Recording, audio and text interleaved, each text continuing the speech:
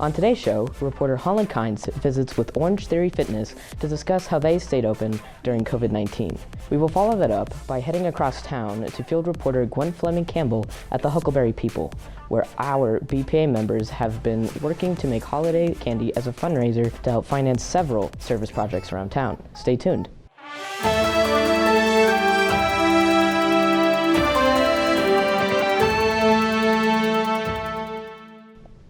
Good morning, everyone, and welcome to Eagle TV. Today is Tuesday, December 15th, 2020. I am James Bivens. As we well know, COVID-19 has changed our lives dramatically, from how we go to school, how we shop at our local grocery stores, and even how and when we can work out. In today's first segment, reporter Holland Kynes visits with Orange Theory Fitness manager Casey Parlett and how the popular fitness club has managed to stay open and safe for its members during these trying times. Let's take a look. As the global pandemic of COVID-19 continues to make deep impacts on everyone's day-to-day life, local businesses are still struggling to stay afloat.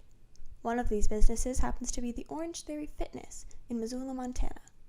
As a fitness club, social distancing and cleaning procedures have been something Orange Theory manager Casey Parlett has been determined to make effective and consistent. We used to clean in between classes. It would take us about 5 minutes to do all of our cleaning. Now we have upped that to every single piece of equipment is being hit with disinfectant. It takes us about 10 minutes to do a full studio clean. It's always at the front part of our minds, making sure that we're getting that done. In addition to their new cleaning protocol, the club enforces masks and social distancing procedures as well. So all of our staff have to come wearing a mask before they enter the building. We do temperature checks on staff and members.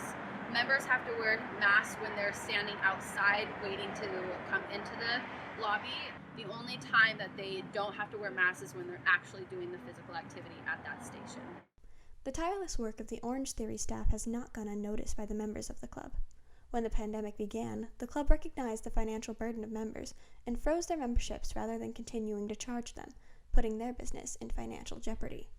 When we first closed, we did a mass freeze on all memberships. So what that does is it protects that membership. It basically stops time. So any classes that they had remaining on their membership would start back up when we reopened. And then to continue being able to pay staff and to pay rent and all of that, I know that our owners worked endlessly to get different loans. We reached out to members, and there was a campaign called For the Love of OTF.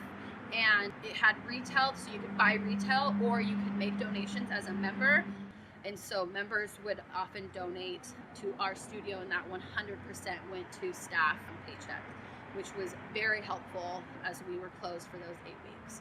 It truly is humbling to see a community work together to make sure a small business that they love sticks around. This has been Holland Kynes reporting for Eagle TV. As Montana COVID numbers continue to rise, the government's reopening plan has moved backwards as gyms and restaurants in Missoula are only operating at 50% capacity and gatherings are limited to 25 people or less. For more information on current guidelines, you can visit covid19.mt.gov.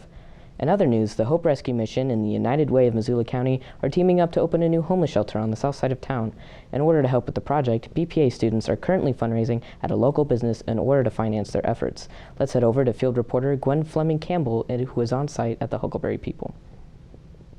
Thank you, James. I'm standing outside Huckleberry People Factory, where Big Sky BPA members are currently inside making and packaging candies for the holiday season.